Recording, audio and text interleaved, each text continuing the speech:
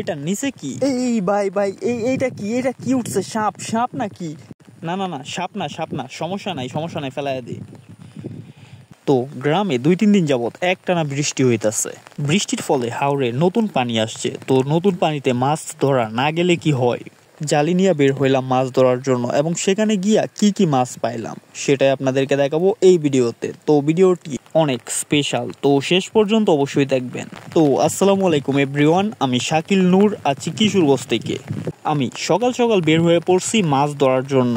কাঁধে জালি, হাতে একটা ছোট বালতি আছে। আমার ইচ্ছা হচ্ছে যে দেশি মাছ ধরার জন্য। দেশি মাছগুলো ভাজি কইরা খাইলে সেটা অনেক মজা হয়। বাইরে ভাই, আপনারা আবার মনে করেন না যে আপনাদেরকে লোভ দেখাইতাছি, সত্যি এটা অনেক মজা হয়। তো দেশি মাছগুলা একদমই ছোট আকারের হয়। তো যাই হোক, জাল দিয়ে আমি প্রথমবার মাছ ধরার ট্রাই করছি এবং এই মাছগুলা পাইছি। আসলে এই দেশি মাছগুলা এত বেশি মাছের প্রয়োজন হয় না, যার ফলে আমি যদি মাত্র অল্প কিছু মাছ ধরতে পারি তাহলেও আমার হবে, সমস্যা নাই। এছাড়া আজকে আমাদের এদিকে একদম সকাল থেকেই ছোট ছোট বৃষ্টি পড়তেছে, এবং কি কালকে রাত্রেও এরকম ছিল। তো এই বৃষ্টিতে যদি ভিজি তাহলে অসুস্থ হয়ে যাব। তাই 20 থেকে 30 মিনিটের মধ্যে যে মাছগুলা ধরতে পারি সেই মাছগুলাতেই হয়ে যাবে আমার, ইনশাল্লাহ। তো আপনাদেরকে একটা জিনিস জিজ্ঞাসা করি, বৃষ্টির সময় যে এই পুঁটি মাছগুলো পাওয়া যায়, আপনারা লক্ষ্য করেছেন কিনা জানি না, পুঁটি মাছগুলোর মাঝখানের অংশে লাল একটা দাগ থাকে।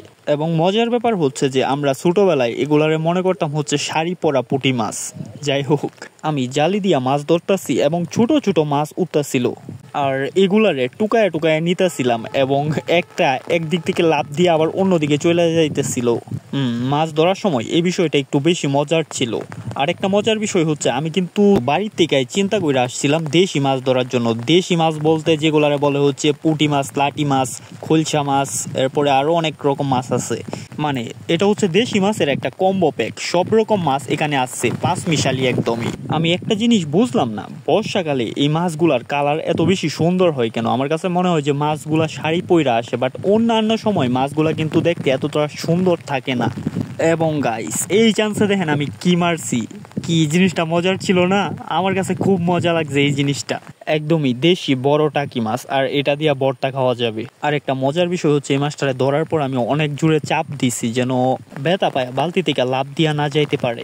তো আশা করি যে ভয়েস ওভারের ভিতরে আপনারা বৃষ্টির আওয়াজ শুনতে পারতেছেন, বাট একটু মানিয়ে নেবেন। গত 3 দিন ধরে আমাদের এদিকে প্রচুর পরিমাণে বৃষ্টি, এবং এতটা বৃষ্টি যে ঘর থেকে বের হওয়া যাইতেছে না। তাই আমি এই ভিডিওটা রেডি করতেছি একদমই বৃষ্টির মধ্যে, তাই একটু মানিয়ে নেবেন। আর একটা কথা, আপনারা যদি আরো এরকম ইন্টারেস্টিং ভিডিও দেখতে চান তাহলে অবশ্যই আপনার ভাই হিসাবে আমাকে সাপোর্ট দিতে হবে। সাপোর্ট কিভাবে দিবেন? এই চ্যানেলটিকে সাবস্ক্রাইব করে আমাকে সাপোর্ট দিতে হবে। সাপোর্ট দিলেই কিন্তু আমি ইন ফিউচারে আপনাদের জন্য এমন কিছু নিয়ে আসবো যেসবে আমাদের বাঙালিদের ইমোশন জড়িয়ে আছে, এবং আমার প্রবাসী ভাইয়েরা এই দৃশ্য দেখার পর তাদের চোখ জুড়িয়ে যাবে, কারণ তারা নিজের দেশ বাংলাদেশকে অনেক মিস করে কিন্তু চোখে দেখতে পারে না। সমস্যা নাই, আপনার ভাই শাকিল নূর আপনার পাশে আছে, সব কিছুই তুলে ধরবো আমি এই চ্যানেলের মাধ্যমে। তো আপনাদের সাথে আমি কথা বলতে বলতে ইতিমধ্যেই কিন্তু অনেকগুলা মাছ মাইরা ফেলছি। আপনারা তো আমার কথা শুনতাছেন, বাট আমি কিন্তু পরিশ্রম করে মাছ মারতাছি, আর আমার মাছ মারাও প্রায় মোটামুটি একদমই শেষের দিকে।